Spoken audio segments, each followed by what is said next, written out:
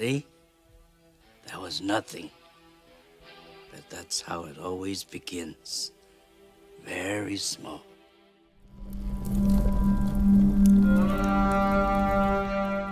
Fire, smoke, and sparks will lead you. A powerful blaze always has its beginning in a barely perceptible spark. Only changes are immutable. Hello there, fellow adventurers! On this first episode of Geek Does Demos, we're taking a peek at The End of the Sun, which is released on January 29th. Wait, that's today! Ah!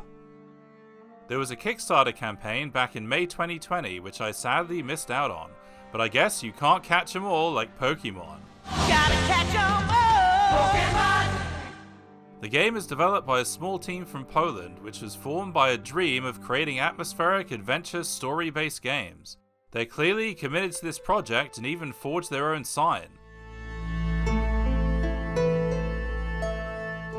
So let's open the door and see what The End of the Sun has in store for us. The story is based on Slavic myths and legends, so we might expect to encounter beings such as the witch Baba Yaga, or be seduced by Rusalka.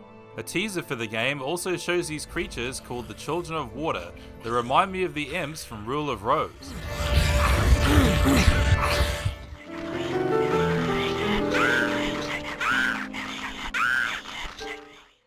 We play as an Ashtar, a Slavic sorcerer with the powers of divination and time travel. Ashtars similar to me are chosen by the crowd. They have a gift from the gods themselves. A gift to help in cases like these. We arrive at a village where the embers from a recent fire are still smoldering. This fire is the key to our adventure. For regular people, these are just burnt hearths. For me, these traces say more than it appears.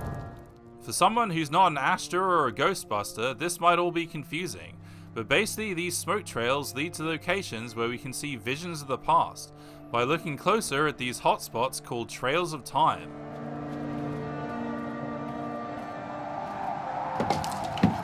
No! For the Svarog's sake! Why is everything keeping me away from her? We then need to find an item that will fill these spots and complete the vision. It's an intriguing mechanic where pieces of the story unfold in front of you like chapters in a storybook, and when you've revealed the whole picture, the fire can be fully ignited. The fire transports us to this place, which is a crossroads between time periods. Kind of like the space station in Polder 5, except without a portal in the shape of an arse.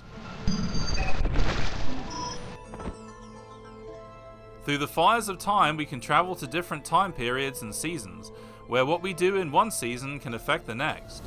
Often the consequences of time will be logical puzzles.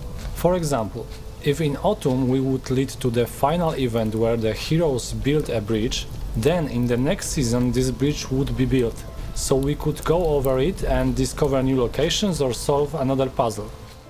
Watching the release trailer, there's obviously much more in store that we don't get to see in the demo, and for an indie game with a small team, it really does look epic.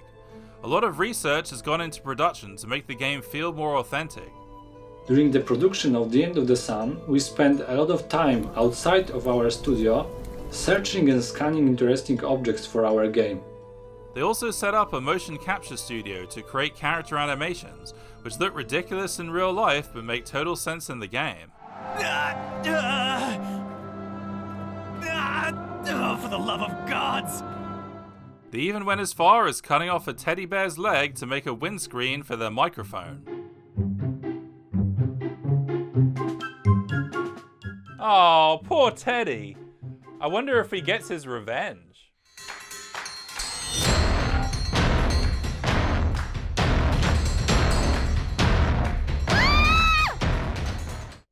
Well, fortunately, the devs survived the teddy bear attack, and End of the Sun is released today.